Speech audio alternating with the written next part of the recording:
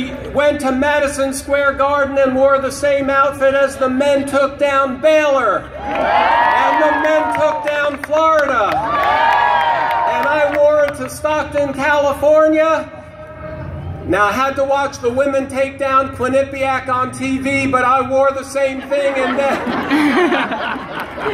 and then we went and watched the women become the regional champion against Florida State in California.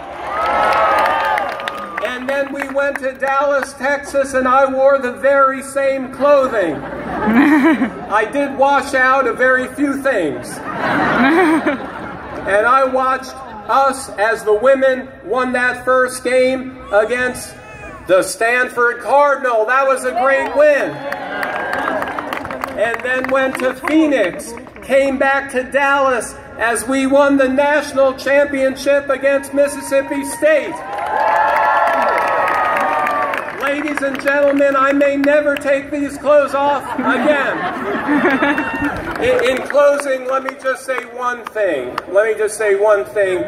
This women's basketball thing had three things going for them. Not me, them, and the coaches. Unity of purpose. Do you remember what their theme was this year? 100. 100%. All in for the team. Not for me, but for us. They had that. Number two, they worked really hard.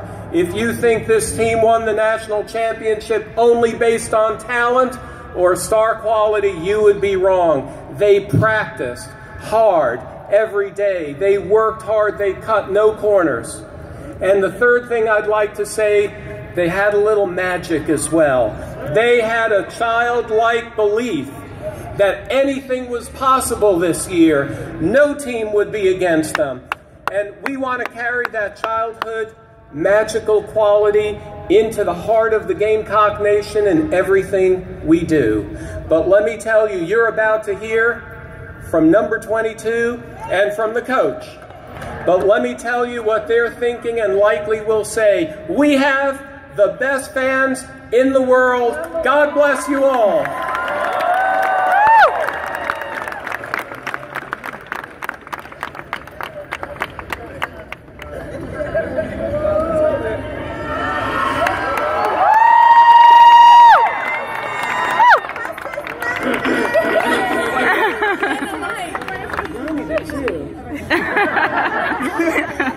I mean, I can't even put into words how grateful and blessed we are to be in this position. Y'all? Anyways, just thank you so much for being loyal to us. Thank you for those who travel, those who watch at home, tweeting at us, the pictures. Just thank you for everything, because we really couldn't do this without y'all. There'll be games where it's really not going our way, but we hear the fans in Colonial, and y'all really speed us up, and we thank you for that. And thank you to the coaching staff for believing in us and yelling at us and all that good stuff. And I just can't even put into words how it was just a blessing to play with these group of girls. They are like my sisters, most definitely. I can't stand them sometimes, and I love them sometimes. So y'all, yeah, that's the T. But thank you. I can't even put into words. Just thank you, and just me being from here and just be able to bring the national championship back to the state of South Carolina. I mean, I tweeted out I want to be like LeBron and bring one home, and I really couldn't do it without these group of girls and just a great coaching staff. And I want to thank my parents, most definitely. I want to thank God. I wouldn't be anywhere without them. So I mean, hey, we're trying to bring another one back next year, but we're gonna celebrate this one. Thank you so much.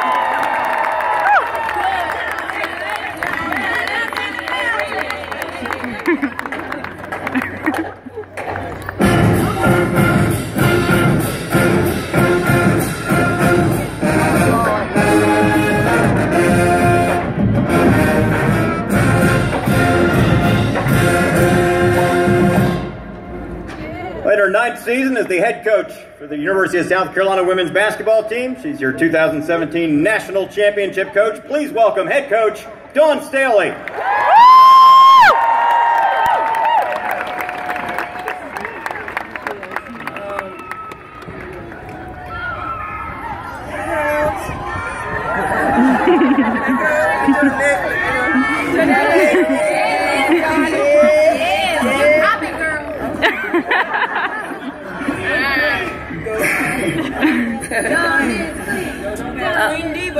God is all things. He's all things.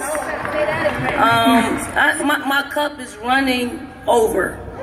Cup is running over because it's been a tremendous season. We've had so much support from our president, who's at all of our games, and his wife, Mrs. Pestides, our AD, Ray Tanner, all of our administrators, our coaches, our colleagues have given us so much support to be in this position. And it's a moment of reflection for me as a coach, as a teammate, as someone that's played in so many Final Fours and came up short, to my former players at Temple, to my former players at the University of South Carolina. They're the ones that believed in this well before we even had a legitimate shot at winning a national championship. I want to thank them from the bottom of my heart, and I hope they share in this moment, because they're very much a part of this moment that has taken place.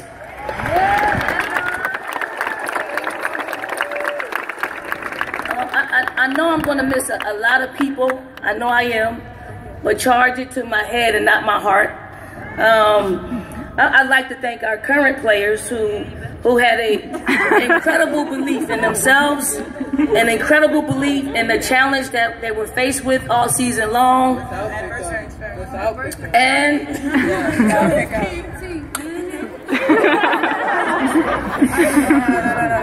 And they faced those challenges, with incredible pride, South Carolina pride. And I know that I've been wearing this net. My netless. And it really has a significance, okay? And the significance has to do with all of you. All of you, all the little boys and little girls that live in the state of South Carolina and beyond. Figuratively, I want to give you all a piece of this net. Figuratively. Okay, so if you have any kind of belief, any kind of work ethic, any kind of hope, it represents that. Because that's what it took for us to win a national championship. So it may not be a national championship. It may be to get to high school. It may be to go to college. It may be to get a promotion. It may be whatever it is that your heart's desire. Take a piece of our net and reflect on what we were able to accomplish, because nobody besides the people that are right here in the state of South Carolina and the city of Columbia believe that we could be standing here right now. So figuratively, take a piece of this net and use it. Lastly, I do love my players, Bianca Cuevas. I love my players. Lastly, I want to thank the come on, roll up here, Lay. Yo, my man, you ruining the ceremony.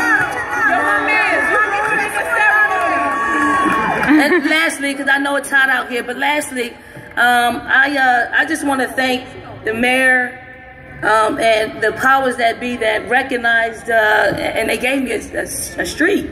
That's never happened. My cup is running over. Seriously, it's incredible what this state and this city has done for our team, for me personally, for our staff. I got to thank our staff. If our staff can step forward, everybody. Coach Boyer, Coach McCray, Coach Mill, Coach Balcom. I gotta thank a lot of people. Our doctors, Dr. Guy, Dr. Murphy, Stella, Freddie, all of our managers, Reggie, our bus driver, Big D, our office manager, Xavier, our academic advisor, because we did miss a lot of class over the past few weeks. Katie, Ari, CJ, everybody. I know Brad. I know I'm going to miss somebody, but it takes all of this. I got to give a shout out to our practice players. Corner. The band, Diana, there's a lot of media, Diana Koval, the band, the cheerleaders, the dance. And then lastly, you guys, 9 years ago, we probably averaged 500 fans. Okay, the book probably says 1,200, but literally there were about 500 people watching us play. And I didn't know what a national championship program looked like because I was really so concentrating on the product that we put on the floor. But what you have done, what you have created in Colonial Life Arena, we can't write a book about it because it was you. It was person by person spreading the news about creating this environment for our players. And when you've done that, we win national championships. And I don't want to get political. But I have to mention this. 2 years ago, our first trip to the Final Four was made possible to play a postseason game or two right here in the state of South Carolina because of a tragedy that happened, and the power of Nikki Haley, who decided to take the Confederate flag down to allow us to play. And I also have to mention this. Last year when we lost in the Sweet 16, a lot of my friends and my family members said this: what's delayed is not denied. What's delayed is not denied. The Lord works in mysterious ways. He does. So if you're not a believer in Him and you believe in us, you better find Him, because He answers. This is just the beginning. Thank you so very much from the bottom of our hearts. Thank you.